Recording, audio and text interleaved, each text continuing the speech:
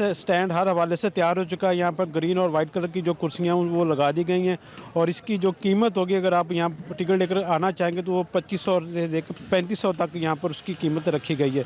मेरे साथ मौजूद हैं हमारे senior sports editor express news के जाहिद मकसूद साहब। पहले चंद दिन पहले इनसे हमने जब बात की थी यहाँ पर, जब स्टेडियम तैयार हो रहा था, आज ये फिर इनको दावत दी है यहाँ पर आने की। जाहिद साहब, चंद दिन पहले आप यहाँ पर आए थे, स्टेडियम आपने देखा, उस वक्त रेनोवेशन का काम जारी था।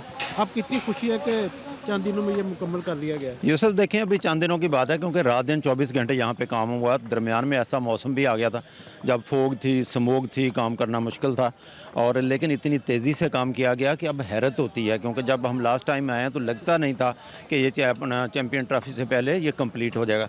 लेकिन आज देखते हुए अगर चेयर्स का ही ले लें तो तकरीबन 98% या 97% चेयर्स लग चुकी हैं।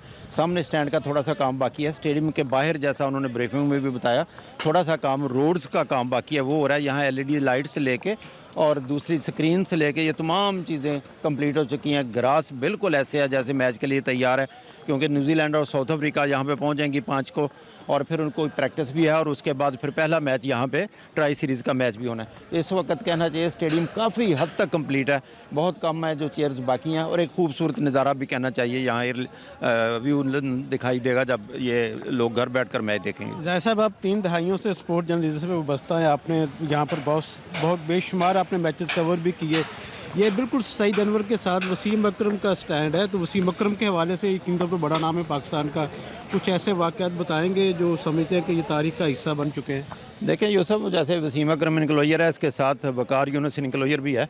तो वसीम का आपने जिक्र किया, इसके ऊपर मीडिया गैलरी है। तो वसीम का आपने जिक्र किया कि जब श्रीलंका के साथ पाकिस्तान का टेस्ट मैच था और ये पाकिस्तान की तरफ से हिस्ट्री की दूसरी स्टेडियम की जो हैट्रिक थी, तो वसीम अकरम ने यहाँ की थी श्रीलंका के खिलाफ।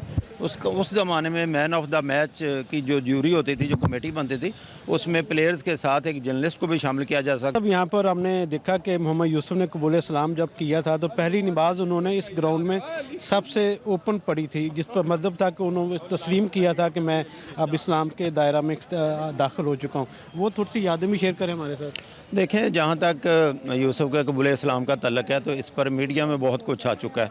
कुछ सच था, कुछ बना लिया गया अपनी तरफ से, लेकिन जहाँ तक एज अ जर्नलिस्ट हमने कवर किया और हमने देखा तो बहुत पहले से न्यूज़ आ रही थी कि यूसुफ का रुझान जो है वो इस्लाम की तरफ आ रहा है। इसमें सईद अनवर के भाई और बहुत से दूसरे लोगों का जिनके साथ इनका वाबस्ता था या ओढ़ना बिछौना था। और फिर जब हमें पता चला था तो हमने इस पर वर्क किया। 2-3 जो पहली दफ़ा मैं इस मौजू पर बात कर रहा हूँ कि 2 या 3 ऐसे टेस्ट क्रिकेटर थे जिनकी हमने राय ली, तो उन्होंने कहा हाँ बिल्कुल, वो तो हमारे साथ नमाज भी पढ़ते हैं यूसुफ।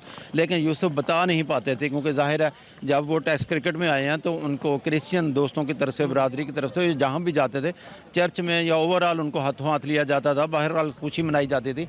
लेकिन जब इस्लाम कबूल किया तो वो बताने के लिए तैयार नहीं थे, हिचकिचाहट का शिकार थे।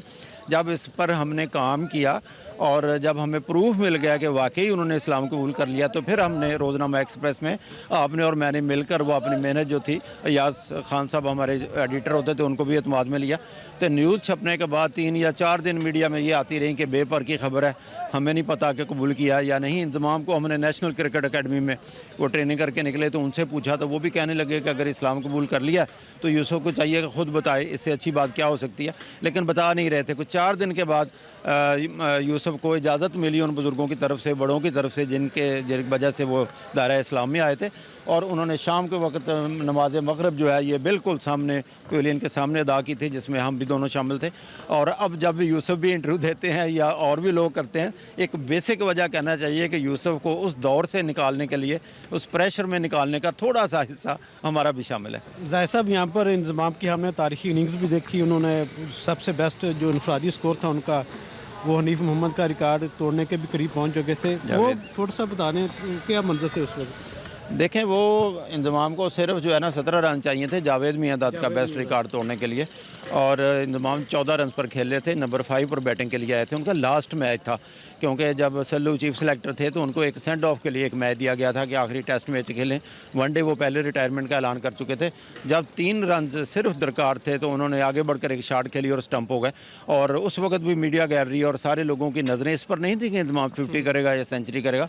इस पर था कि इंतज़ाम जावेद मियांदाद का ज़्यादा रन का रिकॉर्ड तोड़ते हैं या नहीं तोड़ते हैं, तो वो जावेद मियांदाद का रिकॉर्ड वैसे बरकरार रहा। जी जाहिर साहब बहुत शुक्रिया जी। अली और अनीक, आपने देखा जाहिर साहब की बातें सुनी, बहुत सी तारीख़ी यहाँ पर वाक़यात भी हुए जो रिकॉर्ड का हिस्सा बन चुके हैं और बहुत से चीज़ों से जाहिर साहब ने पर्दा भी उठाया। तो ये तारीख़ी स्टेडियम कसावी स्टेडियम अब एक नई झलक लोगों को दिखाने के लिए बिल्कुल तैयार है। लोग यहाँ पर देखेंगे कि पाकिस्तानी कौम ने कितने कम अरसे में इस प्रोजेक्ट को मुकम्मल करके नामुमकिन को मुमकिन कर दिखाया है। पहले यहाँ पर 3 मुल्क की सीरीज़ खेली, जिसके बाद यहाँ पर आईसीसी चैम्पियन ट्रॉफी का पहला मैच 22 तारीख को इंग्लैंड और ऑस्ट्रेलिया के दरमियान यहाँ देखने को मिलेगा।